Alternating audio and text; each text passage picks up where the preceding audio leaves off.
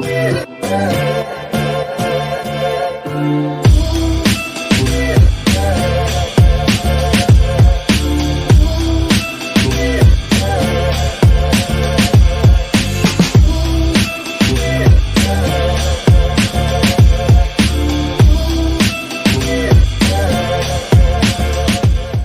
ladies and gentlemen of the 118 scale, 3.75 inch, 4-inch modern action figure community.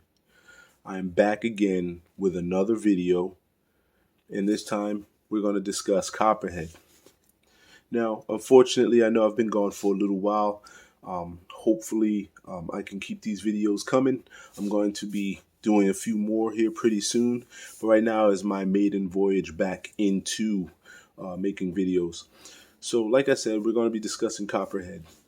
So there you have Copperhead, and he's a interesting character. I mean, most of these characters that they've put together are fairly interesting in the way they write them out and creating history for them and all. So let's delve into a little bit of Copperhead's history.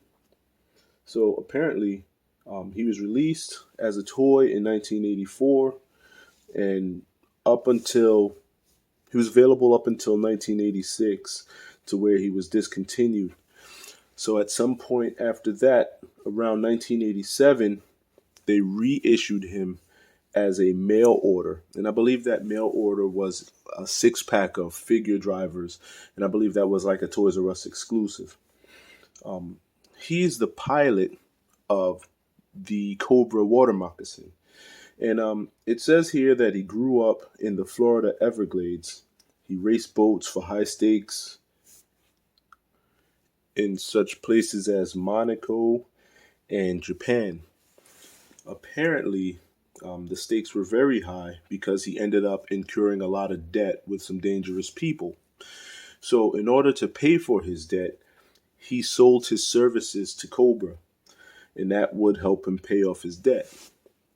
So with that being said, he then proved to Cobra that he was able to pilot boats and get them in and out of almost anything. He's a master boat driver. So like I said, he was a pilot of the water moccasin. But this particular figure here was released in around about 2009, 2010. And he was packaged with what we know as the water moccasin. However, the name was changed to the Stingraider. I don't know why they did that, but I think they wanted to go for a different vehicle because this one had a little bit of a different color scheme. And a lot of the re-releases in the modern era had copyright issues with the names that they chose. So without further ado, let's look at him. Here you have Copperhead. He looks fairly similar to what he did as a retro figure, but the colors are definitely off. He was more of a dark green and blue. No, I'm sorry, more of a light green and light blue. I mean, he's cool to have in your collection just for nostalgia and just to say that you had this figure. He was also released as a Python Patrol figure back in the day, probably around 89. So there are a few versions of Copperhead out there. So this is pretty much what you get. He looks cool. I'm not a big fan of the shape of his body. I think that throws me off. In a few of these figures from the modern era was made with very interesting shapes, and I can name three off the bat that were shaped very weirdly. And I would say one, of course, is Copperhead, because look how big his body is, how small his head is, how small that helmet looks. He almost looks like he's got a child's head on a grown-up's body.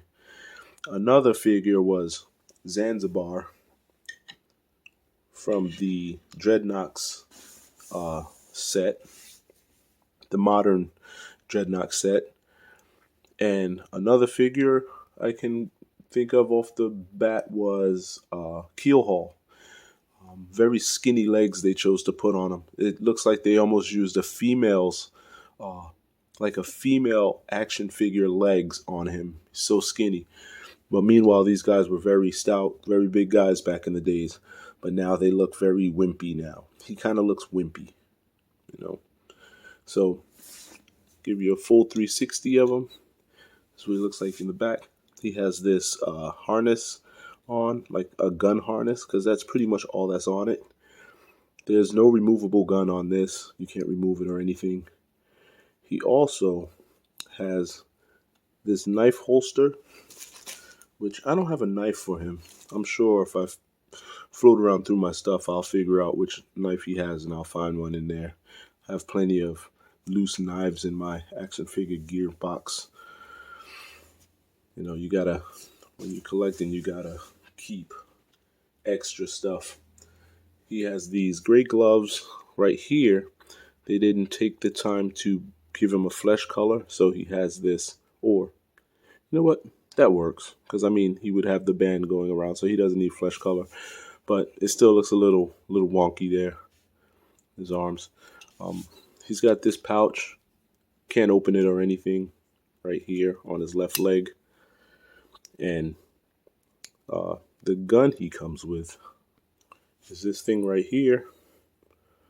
And I highly doubt there's a real world application for this. This is not a real gun that's out there by any means. Who knows? It could be. There's some strange stuff out there. All these different countries making stuff. Who knows? But I've never seen anything like this. Yeah. He also comes with a pretty cool action figure stand. This is how they were released for the Rise of Cobra line, I believe. So this is what it looks like on the bottom. Nice little Cobra logo. It's textured, very thick, very robust feeling. Does not feel cheap at all. Has his name on it, of course.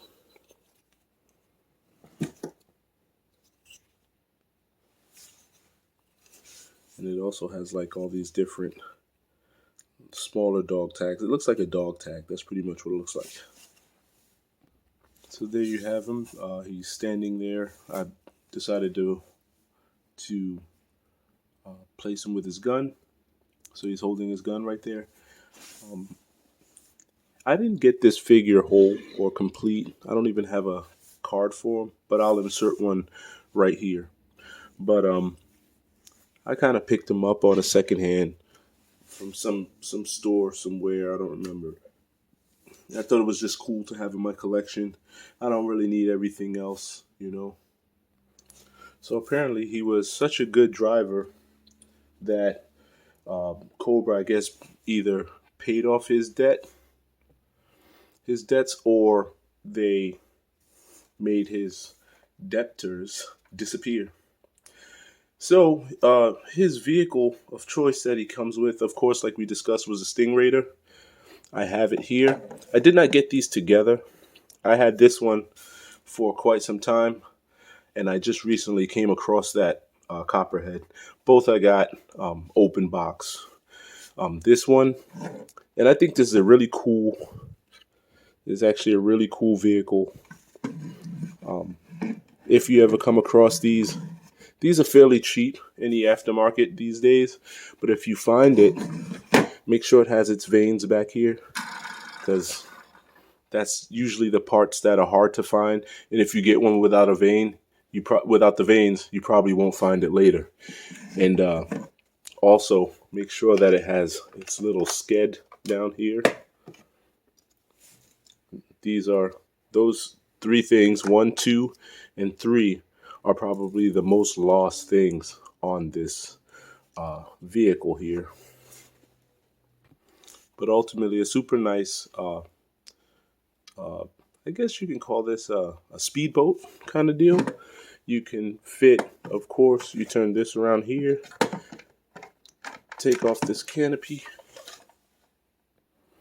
It just pops off, and Copperhead hops in.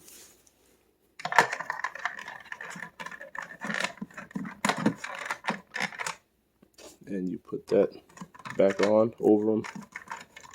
Pretty much, you get the gist. And there he goes. He drives this boat. You can also fit one other figure here as a gunner. This is the turret position. And 1, 2, 3, 4. Also, when you pick this up, remember this little dial here spins the props. And the props spin really nicely for it to be like a plastic vehicle that doesn't have like any bearings inside or anything. It spins really nicely. See? Check that out. Awesome. So there you have it, ladies and gentlemen. I hope you enjoyed this. You have your what used to be the moccasin and is now the Stingraider, but there are still moccasins out there, and they're the same vehicle but in a more of a green color.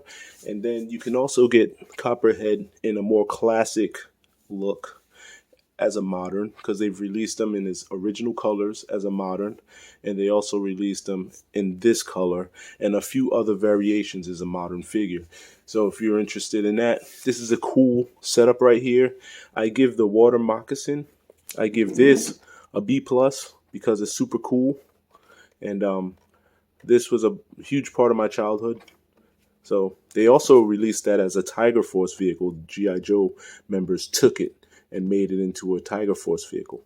Okay, but that's another video. I don't have one of those though. And Copperhead is I'm kind of a toss up on that one, on this one, because I like Copperhead. Like I said, I had the figure as a kid. He was the Tiger Force version, or I'm sorry, the Python Patrol version, which was really cool. This version is I like it for the nostalgia of it, but I'm gonna give this one a D+ because it's just done a little wonky. It could have been done so much better. This figure does not look like a Hasbro quality modern figure. They did a good job with their moderns, but this one they missed the ball on. So I'm gonna have to give him a D+. The plus is for the nostalgia, and But with that being said, I'm going to end this video here. If you have any questions, feel free to ask them down in the comments below. I'll answer them at my earliest convenience. So, ladies and gentlemen, you guys keep hunting, keep this world alive. The classified line has taken some major steam, and it's full speed ahead for that line. So hopefully some cool things are coming in that direction.